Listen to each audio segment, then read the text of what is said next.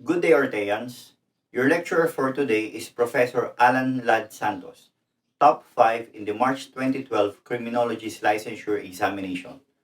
Don't forget to subscribe and press the bell button to receive the latest updates. Take it away, Allan.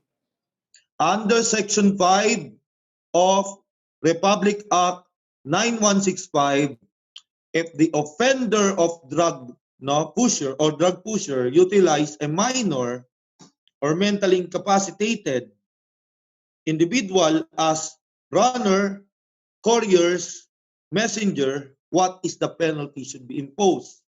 No? So, ang right term pa rin, ang i-impose is maximum penalty. Word by word, maximum penalty. So, tandaan nyo, no, guys, no? Kaso sa atin, di ba, ang maximum penalty ng Section 5 is death.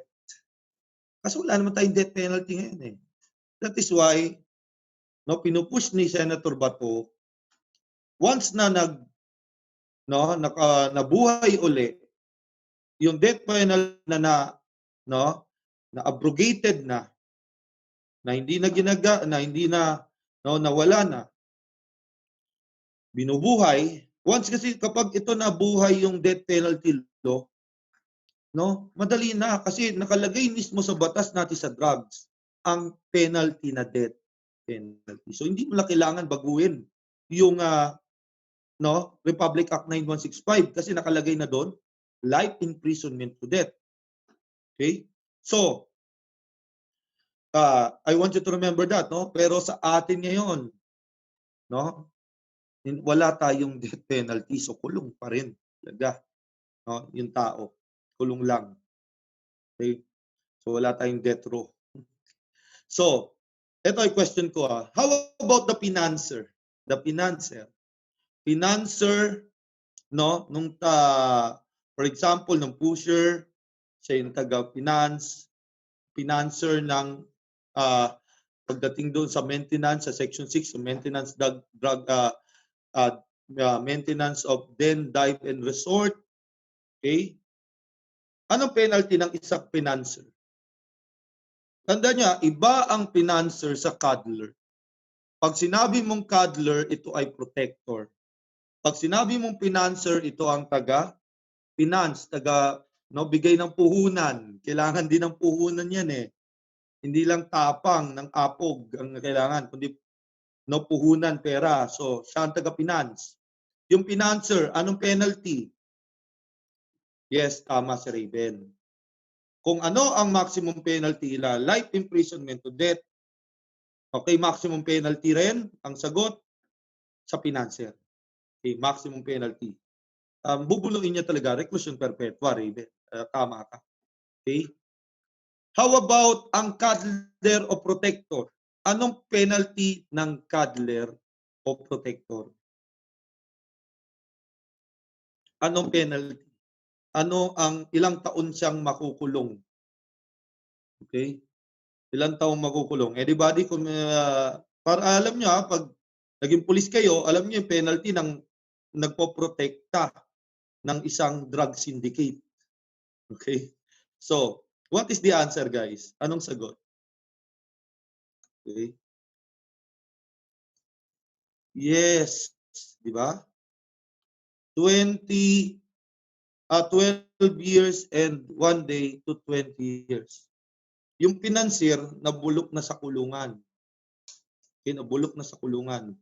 Yung protector, ano ba yung temporal?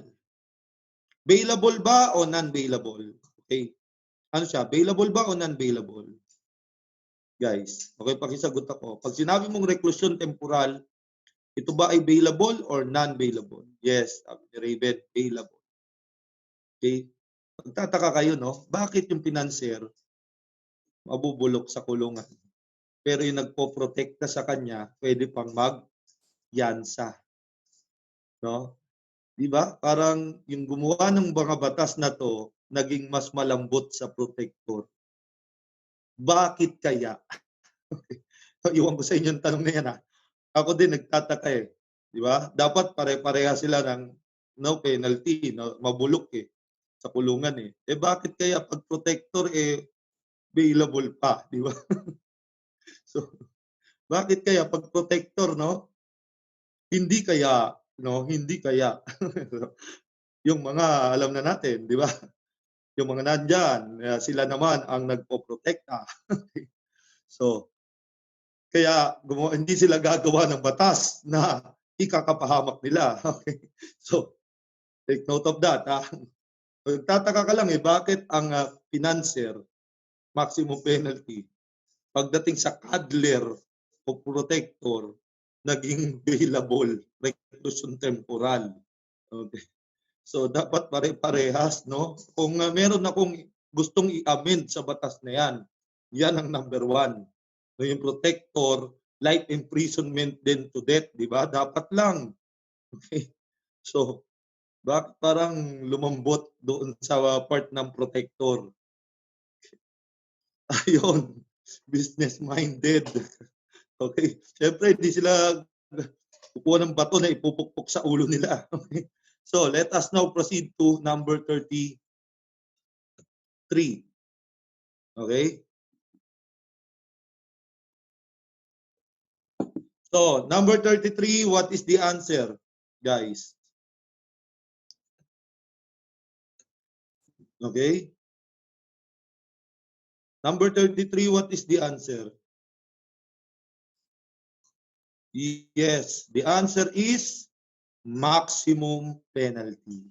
Okay, very good.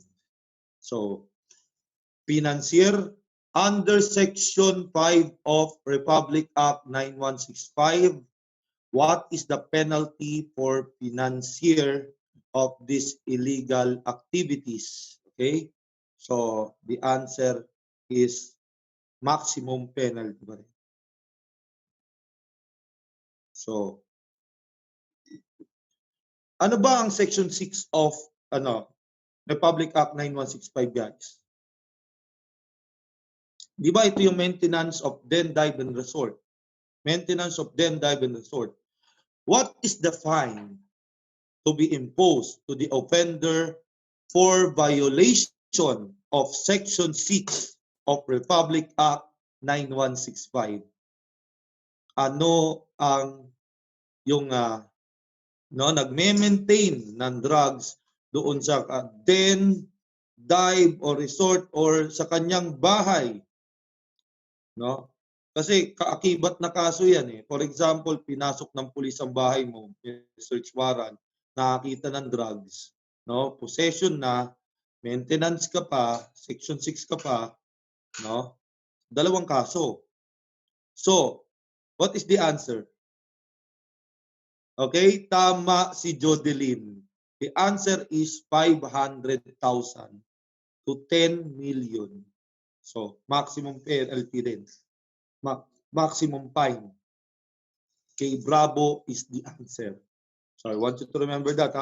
Bravo is the answer for number 34. Okay. So, how about the owner, guys? Yung owner of the kunyari, hindi siya ang may-ari nun, nagre-renta lang siya. And then yung owner, ano naman ang kanyang alam ng owner na mayroong drugs doon sa kanyang property, pero hinahayaan lang niya. Okay? Yes. Okay, very good. Okay, take note of the answer of John Mark. It's correct, no? Temporal. Okay? So, let us now proceed to this one. Okay? What is the imprisonment involved for maintaining a den, dive, or resort where any controlled precursor or essential chemical is used or sold in any form? Okay, what is the answer? Okay, gumagaling na kayo guys, no? Okay, the answer is reclusion temporal. Okay, so let us now proceed to this one. Okay, So, what is the fine naman involved for maintaining a den dive or resort where any controlled precursor or essential chemical is used or sold in any form? Anong sagot? Okay. Yes. Okay. Very good. Gumagaling na kayo guys, no? Tama? Okay. Ang sagot ay 100,000 to 500,000. So take note of that ha.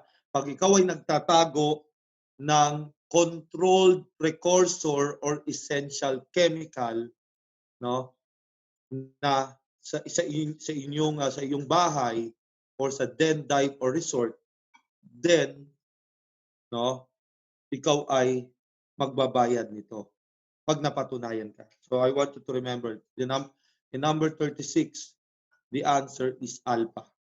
Okay, alpha. If you want to learn more from him, take our Road to 1 Million challenge. If this channel hits 1 million subscribers, we will release the rest of his lectures. Or you can watch the rest of his lectures now by enrolling in Ortea Criminology Review. Just message us on our Facebook account for more details. See you soon, Orteans!